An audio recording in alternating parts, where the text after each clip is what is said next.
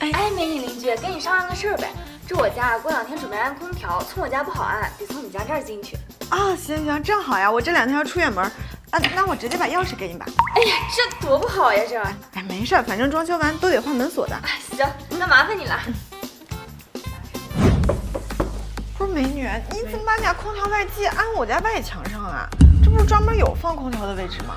嗨，那地方啊，让我拿水泥砌了个储物间，这看了一圈，就安在墙上就合适。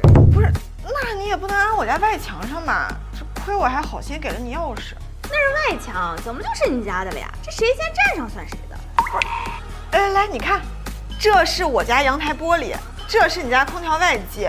这冬天堵着影响采光不说，夏天开了窗户，那热风呼呼往里灌，那不开窗户，万一玻璃炸了，那多不安全呀！哎呀，这哪有你说那么严重啊？咱们这楼层啊凉快，这空调啊也开不了2天，也就夏天那1-2个月吧。反正白天上班，家里又不住人的。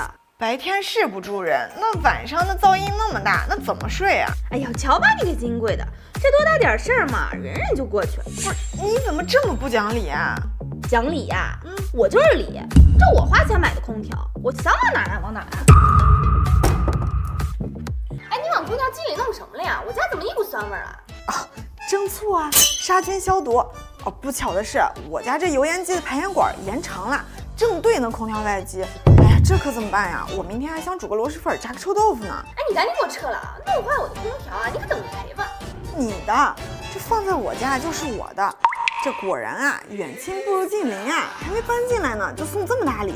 改天我再买个内机，连上就能用，我连电费都省了呢。行，我明天啊就找人给拆了去。哎，那你可得快点，我已经联系了收废品的师傅了。这自己家东西想卖啊，随时都可以卖。你，哎，师傅，去不了跟你。